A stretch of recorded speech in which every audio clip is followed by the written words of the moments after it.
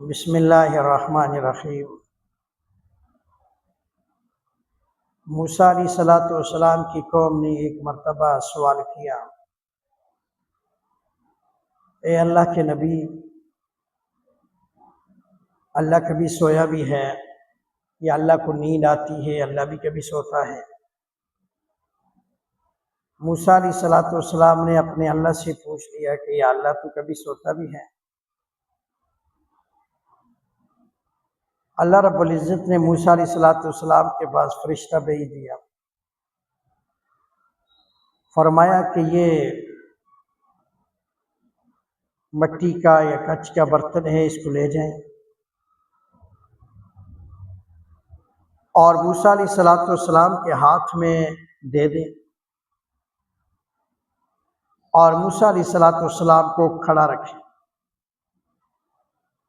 بیٹھنے کی اجازت نہیں ہے، اور یہ ہاتھ میں گلاس کٹورا جو بھی ہے وہ پکڑا ہوا ہے، اور موسیٰ علیہ السلام کو حکم ہے کہ اس کو لے کر کھڑے رہیں، یہ گرنے نہ پائے۔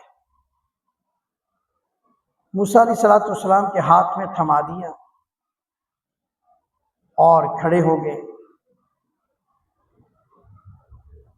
رات کا کچھ حصہ گزرا،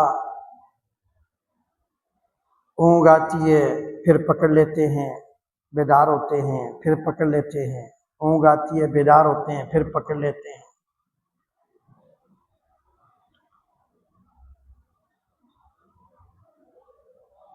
اب جب ایک مرتبہ ایسا جھٹکا لگا کہ وہ ہاتھ سے برتن گرا اور ریزہ ریزہ ہو گیا۔ موسیٰ علیہ السلام نے عرض کیا کہ یا اللہ، وہ برتن تو ٹوٹ گیا، وہ گلاس تو ریزہ ریزہ ہو گیا۔ اللہ نے فرمایا کہ میرے پیغمبر، میرے کلیم، تو نے سوال کیا تھا کہ تو کبھی سوتا ہے؟ یاد رکھ، جس طرح تیرے ہاتھ میں یہ گلاس تھما دیا گیا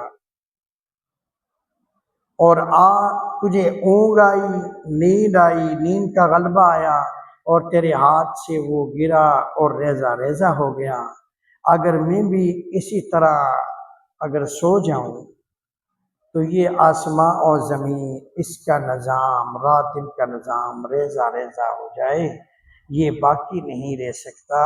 اس لیے اے اللہ کے پیغمبر، اے میرے موسیٰ، لا تاخذہ سنۃ ولا نوم، تم تو نیند کی بات کرتے ہو، میں اللہ اونگ سے بھی پاک ہوں۔ اللہ رب العزت نیند تو درکنار، اونگ سے بھی پاک ہے۔ تھوڑی سی اونگ بھی آ جائے تو انسان کے ہاتھ میں اگر کوئی چیز پکڑی ہو تو وہ گر پڑتی ہے اور گر جاتی ہے، نقصان ہو جاتا ہے۔ جس طرح موسیٰ علیہ السلام کو اونگی کا جھٹکا لگا تھا تو ہاتھ سے گلاس گر پڑا۔ لا تاخذہ سنۃ ولا نوم، اللہ کو نہ اونگ آتی ہے نہ نیند آتی ہے، اللہ وہ ذات ہے، تبارک الذی بیدہ الملک، جس کے ہاتھ میں ساری برکت ہے، وہو علی کل شیء، ہر چیز پر قادر ہے، وہ قدرت رکھتا ہے۔ اللہ وہ ذات ہے جو سب کو سلاتا ہے، خود سونے سے پاک، جو سب کو کھلاتا ہے، خود کھانے سے پاک، سب کو بیمار کرتا ہے، خود بیماری سے پاک، سب کو زوال پذیر کرتا ہے، خود زوال سے پاک، سب کو موت دیتا ہے، وہ موت سے پاک، سب کو پریشان کرتا ہے، وہ پریشانیوں سے پاک۔ اللہ وہ ذات ہے بیدہ الملک، جس کے ہاتھ میں کل کائنات کی دور ہے، ہر ایک چیز پہ حاوی ہے، ہر ایک چیز پہ غالب ہے، ہر ایک چیز اس کے ماتحت ہے اور وہ کسی کے ماتحت نہیں۔ قل هو اللہ احد، ایک ہے، وہ ایک اللہ کی ذات ہے، اس کا کوئی دوسرا نہیں ہے۔